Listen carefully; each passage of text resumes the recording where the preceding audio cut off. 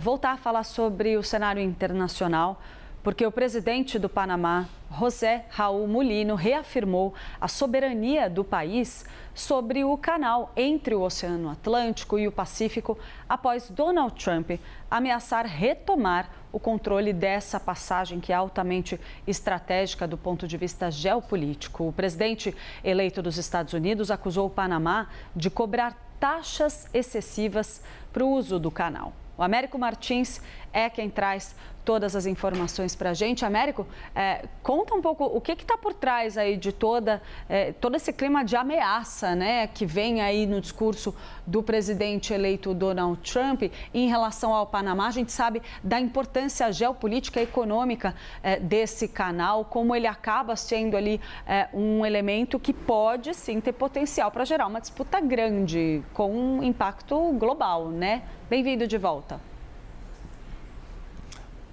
Sim, Clarissa, muito bom dia para você de novo e para todo mundo que nos acompanha.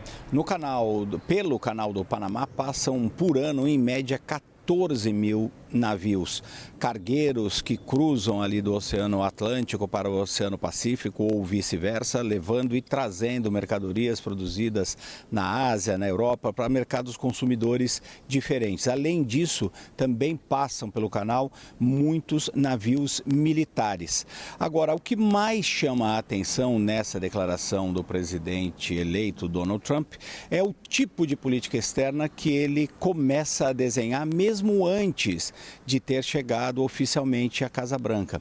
Uma política externa de bastante provocação e de ameaças a vários países, inclusive parceiros dos Estados Unidos, como é o caso do Panamá.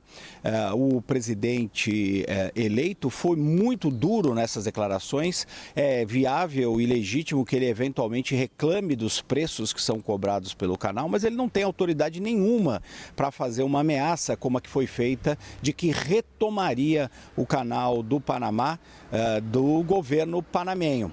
A gente precisa lembrar um pouco por que ele fala em retomar o canal. O canal do Panamá foi construído no início do século passado, na década de 1900, e foi construído com capital americano. Era, portanto, um território administrado pelos Estados Unidos e por um longo período. Em 1977, os dois países começaram a fechar alguns acordos e em 1999, a soberania total do canal passou a ser do governo panamenho, passou a ser território panamenho sem nenhuma interferência dos americanos.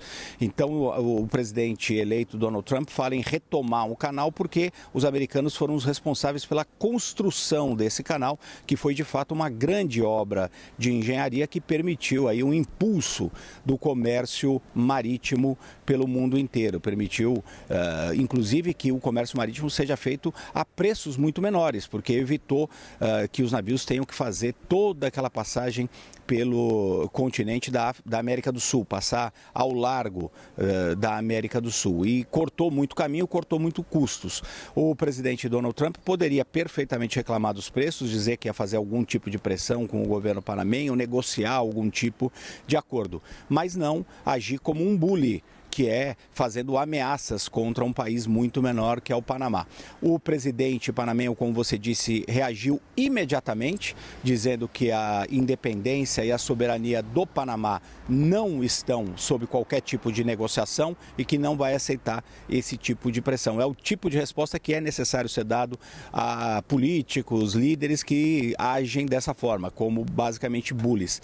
O presidente eleito americano já fez outras ameaças a outros países, inclusive aliados, como o Canadá, por exemplo, dizendo que iria aumentar tarifas de importação.